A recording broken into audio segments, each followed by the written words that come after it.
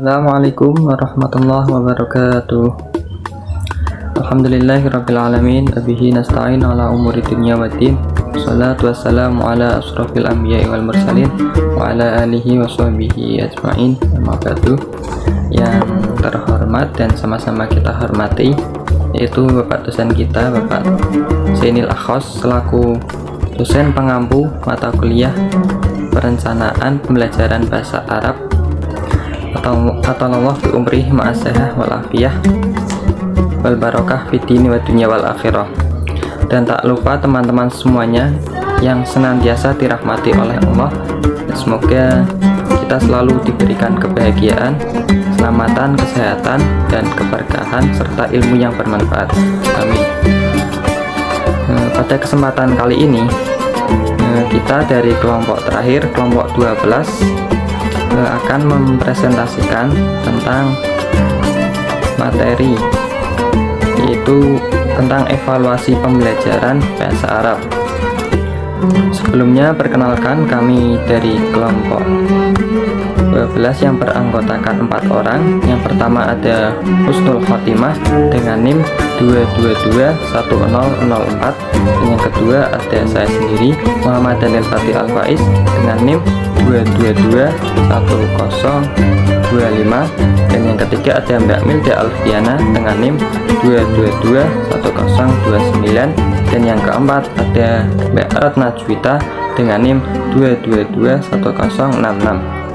Baik, mari kita mulai pembelajaran pada siang hari ini dengan bacaan basmalah. Bismillahirrahmanirrahim. Untuk materi yang pertama akan disampaikan oleh saya sendiri, yaitu tentang pengertian evaluasi. Dan yang kemudian materi yang kedua akan disampaikan oleh Mbak Husnul Khotimah tentang jenis-jenis evaluasi. Dan kemudian dilanjutkan oleh materi yang ketiga Mbak Milda Alfiana tentang pemberian umpan balik. Dan yang terakhir akan disampaikan oleh Mbak Ratna Juwita materi tentang penggunaan evaluasi dalam pembelajaran bahasa Arab. Baik, untuk materi yang pertama yaitu tentang pengertian evaluasi. Istilah evaluasi berasal dari bahasa Inggris, yaitu evaluation, yang artinya penilaian. Sedangkan pengertian evaluasi dalam arti luas adalah suatu proses dalam merencanakan, memperoleh, dan menyediakan informasi yang sangat diperlukan untuk membuat berbagai alternatif keputusan. Dengan kegiatan evaluasi merupakan proses yang sengaja direncanakan untuk memperoleh informasi atau data untuk kemudian membuat suatu keputusan. Sedangkan evaluasi pembelajaran adalah suatu proses yang berkelanjutan tentang pengumpulan penafsiran informasi dalam menilai keputusan yang dibuat untuk merancang suatu sistem pembelajaran. Berarti evaluasi di sini artinya proses yang berkelanjutan, yaitu evaluasi tidak dilakukan hanya di akhir pembelajaran saja, tapi evaluasi bisa dilakukan di awal pembelajaran dan di tengah dan di akhir pembelajaran. Kegiatan evaluasi itu ada berbagai macamnya, yaitu ada yang termasuk kegiatan evaluasi hasil belajar, dan ada yang termasuk kegiatan evaluasi pembelajaran. Evaluasi hasil belajar menekankan pada informasi tentang sejauh mana hasil evaluasi yang dicapai oleh siswa sesuai dengan tujuan yang telah ditetapkan.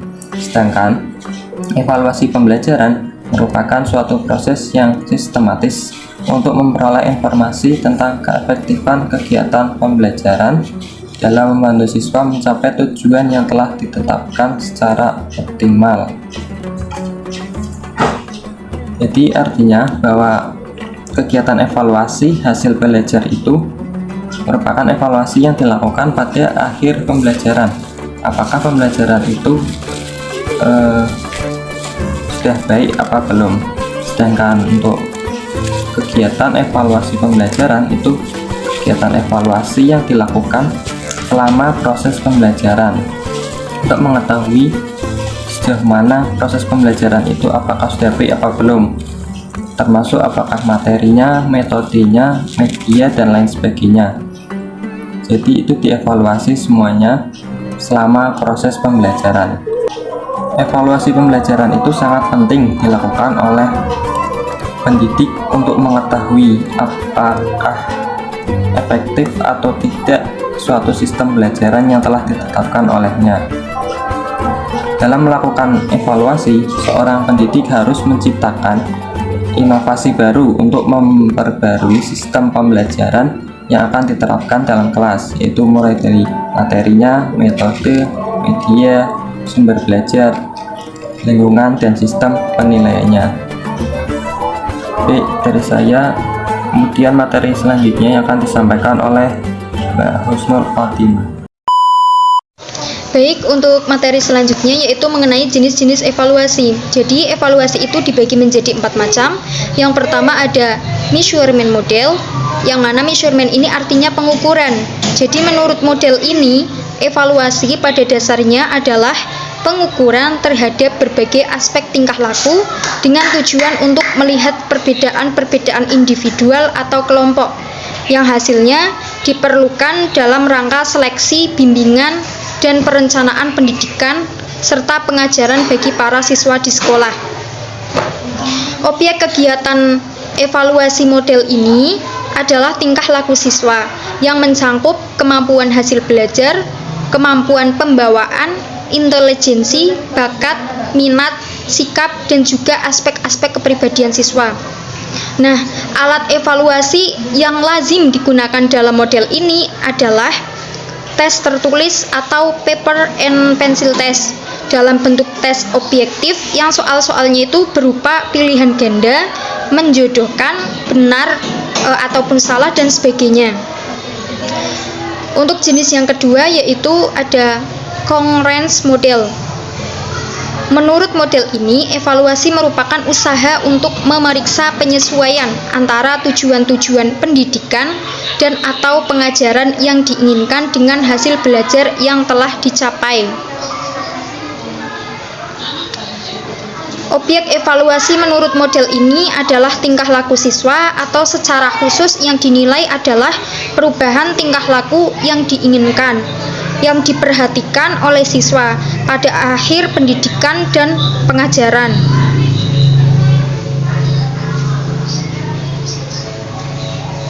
Berhubung yang akan dinilai adalah perubahan tingkah laku siswa setelah menempuh kegiatan pengajaran, maka model ini sangat menekankan perlunya diadakan prosedur pre dan post test untuk menilai hasil yang dicapai siswa sebagai akibat dari kegiatan pendidikan yang telah diikutinya. Nah, untuk jenis selanjutnya yaitu ada educational system evaluation model.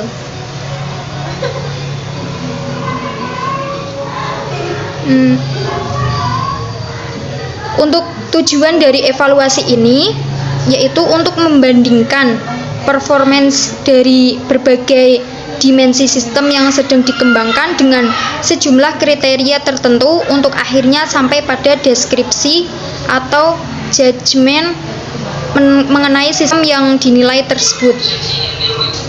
Adapun jenis-jenis data yang dikumpulkan dalam kegiatan evaluasi menurut model ini mencakup baik data-data objektif atau skor hasil tes maupun data-data subjektif atau judgmental data, pandangan guru, reaksi siswa, dan sebagainya. Karena itu model evaluasi memberikan tempat yang penting bagi pengumpulan judgmental data. Yang terakhir yaitu ada illuminative model. Jadi model evaluasi ini menekankan pada evaluasi kualitatif dan terbuka. Sistem pendidikan yang dinilai tidak ditinjau sebagai suatu yang terpisah, melainkan dalam hubungan dengan suatu learning milieu dalam konteks sekolah sebagai lingkungan material dan psikososial yang guru dan muridnya itu saling bekerja sama. Nah, tujuan evaluasi menurut model ini yaitu mengadakan studi cermat terhadap sistem yang bersangkutan, bagaimana pelaksanaan sistem tersebut di lapangan, bagaimana pelaksanaan itu dipengaruhi oleh situasi sekolah tempat yang bersangkutan dikembangkan, apa kebaikan-kebaikan dan kelemahan-kelemahannya, dan bagaimana sistem tersebut mempengaruhi pengalaman-pengalaman belajar para siswa. Nah, hasil evaluasi yang dilaporkan lebih bersifat deskriptif dan interpretasi, bukan pengukuran dan prediksi. Nah, oleh karena itu, dalam pelaksanaan evaluasi model ini lebih menekankan pada penggunaan judgement. Tes hasil belajar ikut digunakan, namun dengan cara yang berhati-hati dan hasilnya selalu dianalisis dalam hubungannya dengan data yang dihasilkan oleh cara lain.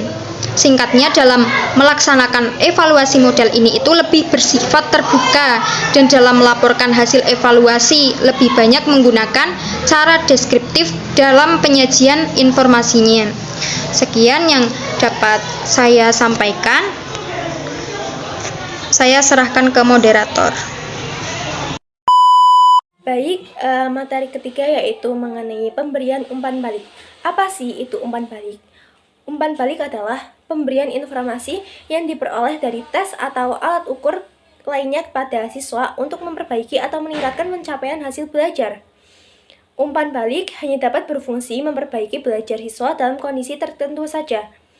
Hanya menyajikan tes dan memberikan serta menyampaikan skor kepada siswa, tidak terlalu mempengaruhi penampilan siswa. Baru bermanfaat apabila guru bersama siswa menelaah kembali jawaban-jawaban tes, baik itu benar maupun salah. Kemudian, 3 fungsi utama ketika melakukan umpan balik. Apa saja itu? Yang pertama ada fungsi informasional. Slamato mengacu pada Andreson yang dalam studinya menemukan bahwa umpan balik yang ditunda atau delayed feedback lebih efektif daripada umpan balik yang segera atau immediate feedback.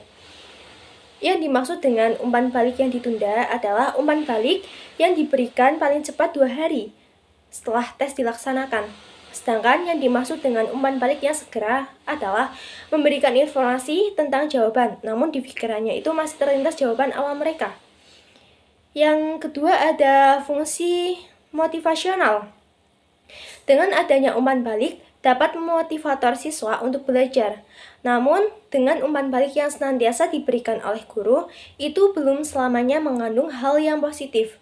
Terkadang umpan balik dapat dijadikan sasaran untuk mengancam siswa ataupun melihat keberhasilannya, padahal semestinya jangan begitu. Kemudian yang terakhir atau yang ketiga yaitu fungsi komunikasional. Pemberian umpan balik merupakan upaya komunikasi antar siswa dengan guru, karena dengan adanya umpan balik yang diberikan nanti dapat memberi dorongan agar mereka yang sudah bisa dikatakan berhasil dalam mencapai tujuan pembelajaran tetap harus belajar dengan giat, dan bagi yang belum juga menguasai bisa juga dengan mencoba berpikir sendiri tanpa membudidayakan menyontek.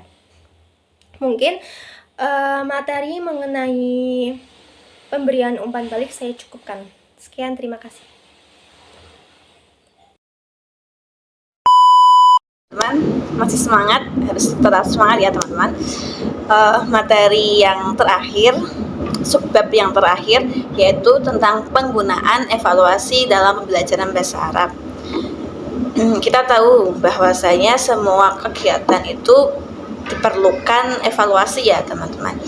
Lebih-lebih ini pembelajaran. Jadi pembelajaran bahasa Arab ini perlu dievaluasi. Nah, cara dari pengevaluasiannya gimana? Ada dua bentuk. Yang pertama itu dengan cara teknis non tes, dan yang kedua teknik tes. Dari namanya udah bisa ditebak ya, kalau teknis non tes otomatis mengevaluasinya tanpa tes. Nah, mengevaluasinya tanpa tes itu berarti yang dievaluasi dari ranah afektif dan psikotor, dari tingkah laku peserta didik, apakah memperhatikan atau tidak saat pembelajaran dan sebagainya. Kalau ranah afektif itu lebih cenderung ke sikap peserta didik, memperhatikan penjelasan guru atau tidak, sikap disiplin dalam belajar, semangat atau tidak dalam belajar, menghormati guru atau tidak, dan sebagainya. Kemudian untuk ranah psikomotor itu lebih ke keterampilan yang dimiliki peserta didik tersebut. Contohnya, keterampilan dalam menirukan kata yang ditirukan peserta didik setelah sebelumnya dicontohkan oleh pendidik. Ataupun bisa juga kemampuan menggambar seorang peserta didik terhadap yang telah diarahkan dari pendidik itu sendiri. Kemudian masuk yang kedua, mengevaluasi dengan cara teknis tes. Jadi kalau mengevaluasi dengan teknis tes ini, bentuk evaluasinya dengan cara memberikan sebuah pertanyaan kepada peserta didik. Nah, dari jawaban peserta didik ini merupakan menjadi data atau informasi yang dianggap dipercaya karena menjawabnya kan sesuai dengan kemampuannya. Nah, berdasarkan bentuk tes, maka dibagi menjadi dua. Yang pertama tes subjektif dan yang kedua tes objektif.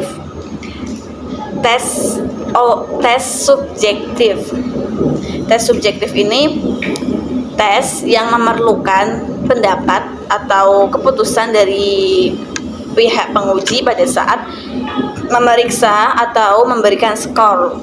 Jadi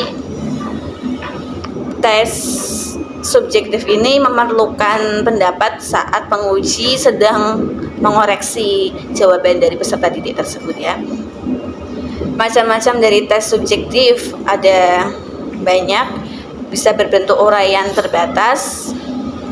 Nah, itu bisa berbentuk tes ingatan sederhana atau pertanyaan-pertanyaan sederhana seperti kaifa haluk ya Muhammad, aina taskunu ya akhi, wa ghairuha. Kemudian juga bisa berbentuk rotib, mengurutkan kata menjadi jumlah yang mufidah ya teman-teman.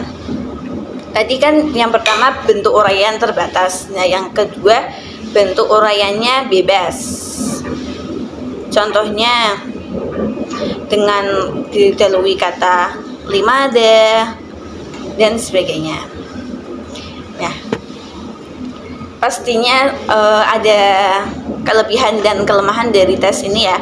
Kalau kelebihannya itu yang pertama mudah dibuat, tidak memakan waktu dan tenaga karena kan pertanyaan kaifa haluk ataupun menyusun jumlah kan itu membuatnya tidak memakan waktu dan tenaga. Kemudian tidak mudah ditebak. Jadi kan banyak jenisnya. Tadi ada jenis yang uraian bebas dan uraian terbatas. Jadi tidak mudah ditebak oleh peserta didik. Kelebihannya yang ketiga, sulit bagi peserta didik untuk saling menyontek. Jadi ini poin plus karena sangat sulit peserta didik itu untuk menyontek jika menggunakan tes yang subjektif. Nah, terus kelemahannya yang pertama, sukar diperiksa dan memerlukan waktu yang lama karena saat pemeriksaan atau saat pengoreksian itu memerlukan pendapat atau keputusan dari pendidik, jadi kan memerlukan waktu yang lama. Kalau satu soal memerlukan keputusan ini mau dibenarkan atau disalahkan ya, kan itu memerlukan waktu karena kan subjektif jawabannya. Nah, itu kelemahannya saat mengoreksi itu memerlukan waktu yang lama. Yang kedua, sikap pendidik terhadap peserta didik dalam aspek simpati. Jadi karena bentuk soalnya itu berupa subjektif, kalau gurunya itu baik banget kan itu menumbuhkan sikap simpati pada peserta didik. Jadi ini bener aja gitu. Yang ketiga, kelemahannya tidak dapat mencakup semua mata pelajaran. Jadi tidak semua mata pelajaran bisa menggunakan tes subjektif ini. Kemudian yang kedua, tes objektif. Tes objektif kebalikannya ya. Jadi dalam pemeriksaannya dapat dilakukan secara objektif apa adanya. Jadi dalam pemeriksaannya itu ya objektif aja dalam pengoreksiannya. Macam-macam tes objektif ada banyak. Yang pertama, tes benar dan salah. Jadi disediakan jumlah, terus disuruh milih ini sahih atau khoto. Kan itu tinggal peserta didik kan tinggal milih ini sahih atau khoto. Jadi kalau jawabannya sahih tapi si peserta didik jawabnya khoto, otomatis kan itu salah. Jadi pengoreksiannya cepat, beda sama yang tadi. Terus tes pilihan ganda. Tes pilihan ganda kan ada A, B, C, D, dan biasanya A, B, C, D sampai E ya. Nah itu semisal jawaban yang benar B, ya berarti peserta didik yang menjawab selain B otomatis salah. Itu kan berarti lebih memudahkan dalam mengoreksi. Jadi, karena soalnya itu bentuknya objektif apa adanya. Kalau jawabannya B, ya B, selain B salah. Beda kalau yang tadi kan subjektif, bisa pertanyaannya itu jawabannya bisa bermacam-macam. Nah, sedikit menyinggung yang tadi ya, ada kelebihan dan kelemahan dari tes objektif ini. Kelebihannya yang pertama, objektif dalam pemeriksaan dan pemberian skor. Jadi dalam pemberian skornya itu ya kalau selain jawaban B, misal yang benar kan B, selain jawabannya salah, mau itu A, mau itu C, ya berarti salah gitu. Yang kedua, mudah dan cepat dalam pemeriksaannya. Karena jawabannya udah objektif, otomatis kan nggak perlu mikir lagi. Jadi tinggal, selain ini salah, berarti gitu aja. Contohnya aja dulu pas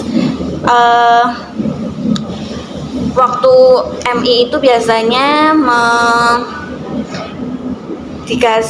kalau disuruh bantu mengoreksi itu guru ngasih satu lembar kertas yang ada kotak-kotaknya, kemudian yang dibolongi itu yang benar. Misal ada kotak A, B, C, D persis sama punya peserta didik. Nah terus yang C, misal yang benar C, nomor 1 yang benar C, nanti punyanya pendidik itu yang C dibolongi. Kemudian nomor 2 yang benar A, nanti punya gurunya yang A dibunderi, dilingkari, dibolongi, dilubangi. Nah itu nanti satu punya guru, satu punya siswa. Untuk mengoreksi satu punya siswa itu tinggal ditempel jadi satu aja. Kalau yang yang jawaban yang benar dari gurunya kan ada lingkarannya, dilubangi itu.